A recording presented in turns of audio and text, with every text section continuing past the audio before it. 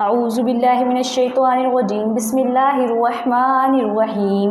أما يتساءلون عن النبأ العظيم الذي هم فيه مختلفون كلا سيعلمون ثم كلا سيعلمون ألم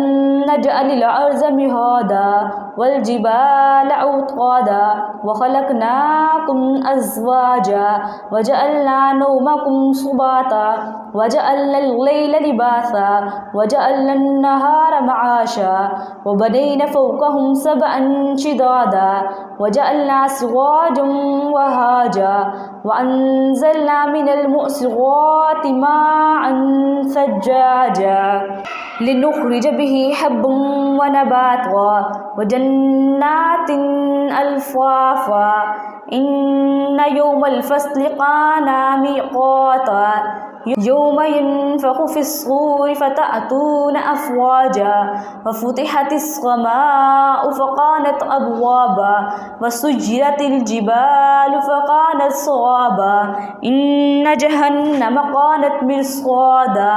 للطاغين مآبا لابثين فيها أحقابا لا يذوقون فيها برد ولا شرابا إلا حميما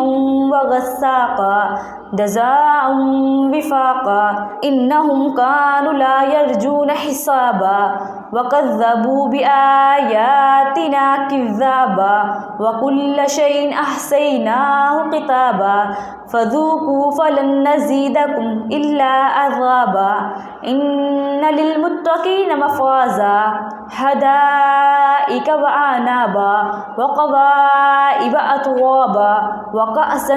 دهاقا لا يسمعون فيها لغوا ولا كذابا جزاء من ربك عطاء حسابا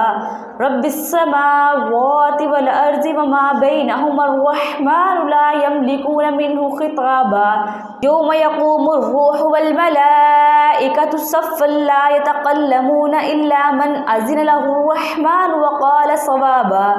ذلك اليوم الحق من شاء اتخذ إلى ربه مآبا إن أنذرناكم عذابا قريبا يوم ينظر المرء ما قدمت يداه ويقول الكافرون يا ليتني كنت ترابا.